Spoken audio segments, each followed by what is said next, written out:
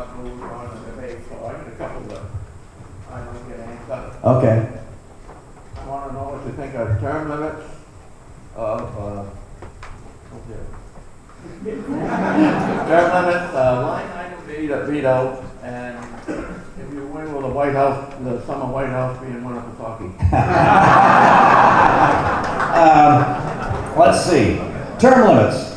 Wouldn't it be wonderful if we had people go to Washington for some period of time and then go home and get a real job again in the real economy? That would be a wonderful thing. I would love to see term limits in Washington for senators and congressmen as well as for the president, which we already have. I would like to see term limits. And I want it long enough so they can stay and understand how the government works and how to work the system, but I'd like to see term limits. That's number one. Number two, what's your number two? I remember Winnipesaukee. Line item veto, absolutely.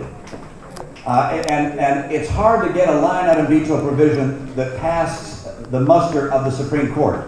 We had it for a short while, and then the Supreme Court said to Bill Clinton, who was president, you can't, what you're doing is unconstitutional. You can't exercise a line item veto. But I had it in Massachusetts, and I vetoed some 800 pieces of legislation worth well over $1 billion in savings. I like the line item veto, and I will work, if I'm president, to find a way to, within the structure of the Supreme Court decision, get the line item veto back for the White House so we can stop the excessive spending on programs we don't need.